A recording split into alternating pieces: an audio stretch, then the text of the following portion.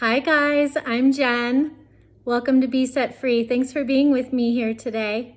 So I wanted to talk about relationships after heartache, after abuse, after divorce, and just reflecting on how we come from a place after we've been in a toxic relationship, maybe a marriage that has lasted for a good part of our life, right? Maybe the majority of our adult life. Coming out of these relationships, we have a lot of healing to do, right? And we have a lot of self-realization to process. We have a lot of anger, fear, hurt that we need to weed through, because of what we've endured. Then we find ourselves in a place where we would like to at least be open to the possibility of maybe a BFF for the second half of life, right? Things like this. And, it can be hard for us. It can be hard because we, healing is a journey. It's a journey. I don't believe that there's ever a destination where we reach the healing destination and now we have arrived and we are healed. I believe that healing is a lifelong journey. We live in a fallen world and stuff happens, stuff that is completely out of our control, even since birth, since we were born, right? So healing is a lifestyle, really it is. There's not really a day where we can take a break from healing. I don't believe we're either healing or we're not, right? Every decision, every thought we have, every emotion can point us toward healing or regression, healing or depression. And that's not to say there's not depression in healing, but still, even in depression, we can decide, are we gonna keep going forward and healing and try to figure out what's going on within us and not blame other people, but figure out what's inside of us? Or are we gonna go backwards and be the person who says negative things about other people and about ourselves? Even in that, we have a choice of healing and going and moving forward or regression. So as we start to open ourselves up to relationships with other people,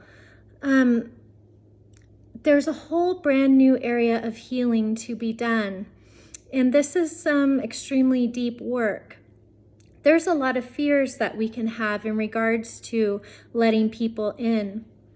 There's a lot of fears we can have and hesitation we can have, and we can project onto the other person.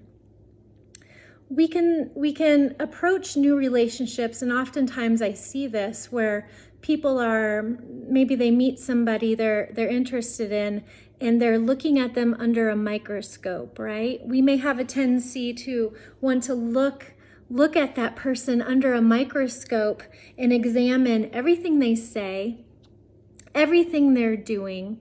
We leave no room for that person to be an imperfect person. We can find ourselves judging the smallest little inconsistency.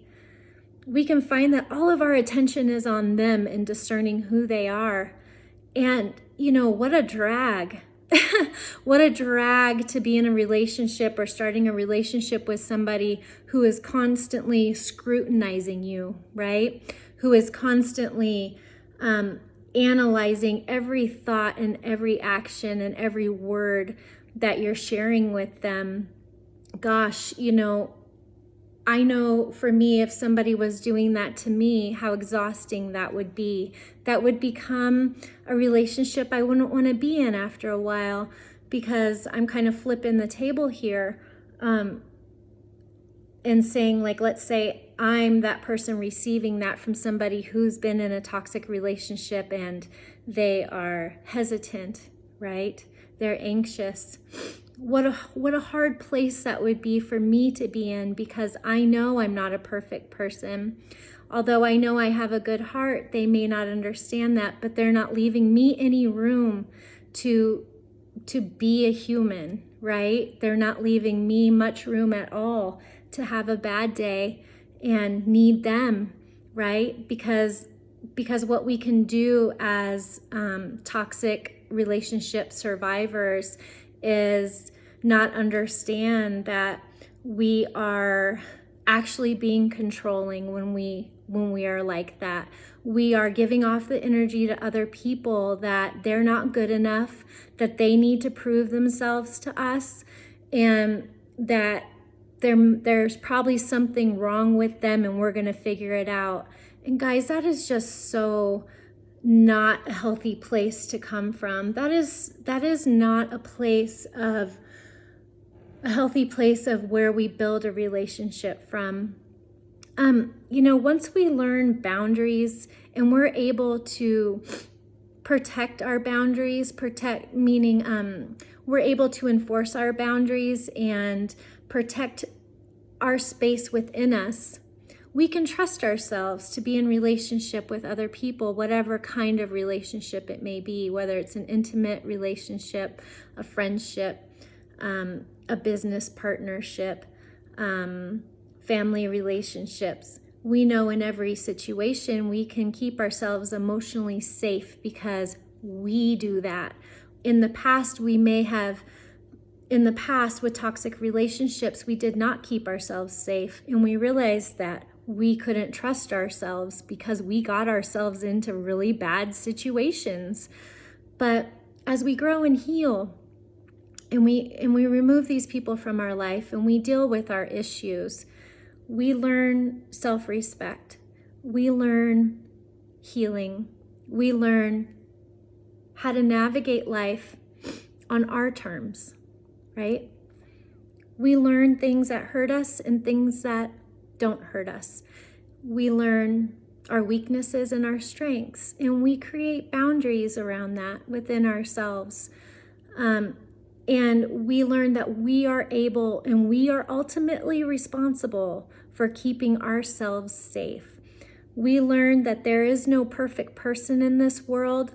There are people who have very good intentions, and they will hurt you on accident, right? But we learn who those people are that we can come to and say, hey, when you did that, I didn't feel good about it, and this is why. Or when you did this, I felt that. And as we are brave and we're able to communicate how we feel and do it in a loving way, that's not like, hey, knock it off. But we're like, hey, I don't like that. That hurts when you do that. That hurts me when you do that. Can you please consider not doing that? And they're receptive and they're like, hey, I'm so sorry. I that wasn't my intention at all.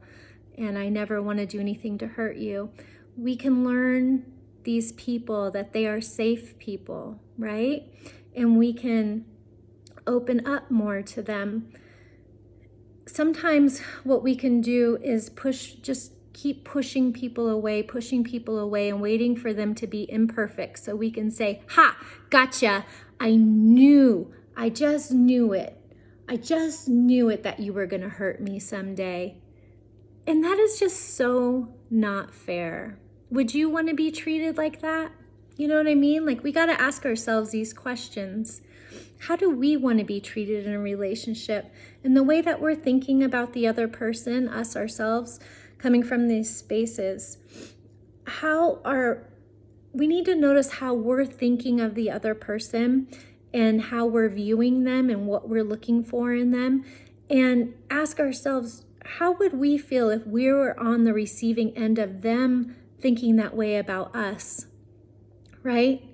And really think about that, because we can get so lost in wanting to protect ourselves and not get hurt again. I mean, not lost in it, but we can get so far deep into that, and that's a natural thing, that we don't realize that we are pushing good people away, that we are not giving people chances that actually could be really good for us. That this person that we are scrutinizing is a really good, amazing person. You know, we need to take the time to discern the fruit of people's lives, to ask questions because we're curious about them, and then think about what they say and where they're coming from. And instead of always holding somebody under a microscope, just resting in our boundaries and knowing that, hey, if something does happen that pushes against my boundary, I'll speak up. I don't need to be so proactive in making sure my boundary isn't pushed against, that I'm pushing people away. I don't need to be so proactive in protecting myself that I never let anybody in. I don't need to be so proactive in knowing, hey, they're going to hurt me at some point, so I'm going to keep this wall up, but I want them in my life. It doesn't work like that, friends. It doesn't. You can't have intimacy with anybody with these kind of boundaries in place. It's too rigid. It's too hard. It's coming from a place of fear and insecurity within ourselves, right? The bottom line is that we can discern people. We can, given time, right? And we can let people in. And if something comes up that we don't agree with or that hurts us, we can examine that and see if it was a person's intention. And even if it wasn't, we can come to the other people. We can come to that person and say how we feel. We can say, like I said, you know, when you said that thing, whatever it was, what did you mean? And listen and see what they have to say, because lots of times people say things and we think we understand what they're saying, or somebody does something and we think we understand what they're doing. Oh, they were being insensitive. They weren't thinking about me. Or, oh, they're just so typical to say something like that. When really they're the stories we make up in our head about other people and what they say and what they do oftentimes don't have anything to do with actual reality of where they're coming from or what they meant. And so it's very important that we ask questions and get to know other people instead of making up stories and assuming we know, right? And what that does is that creates not only understanding about who they are, that helps us discern them in an actual truthful way because they're sharing what they meant. And that helps us to live in reality with another person and stop judging and assuming that we know everything, because we don't. I see a lot of times people are operating from a place of fear and a place of defensiveness, a place of wanting to protect themselves. And all that does is push people away. We do need to be mindful of protecting ourselves, right? We can't just do what we did in the past and ignore red flags and not pay attention to answers that people gave us, or discern people's actions, discern the fruit in their life. That's true. But on the other hand, we get to a certain age, we lived a certain amount of life, we desire intimacy with other people, but sometimes we can get stuck in being afraid and protecting ourselves to the point that we push good people away. We don't give them a chance. And I just invite you to be the other person. Look at yourself from their point of view and ask yourself, if I was in relationship with me right now, what would be my experience? Right? Would I be feeling judged? Would I be feeling under a microscope? Would I be feeling pushed away? And then make some corrections from there, because I can tell you, it's extremely difficult to try to get close to somebody when they're afraid of you. It's hard. It's really hard. And lots of times we are afraid, and we need to really ask ourselves, Is this person our ex? Has this person done anything so far where I should be afraid? Is this person hiding things from me? Or am I afraid of that because that's what happened to me in the past? Because God could be presenting you with a really amazing person, either now, right now, or in the future. And we want to be ready to not only take responsibility for our own emotions and not project them onto that person, but also we want to be ready to be open and to be intimate emotionally and to get to know that person, because that person is going to be awesome. And we want to be that person. Okay, so these are just my thoughts for today. Please, as always, feel free to reach out to me at besetfreefromabuse@gmail.com. I am offering life coaching right now, and you can reach out to me to schedule that at that website.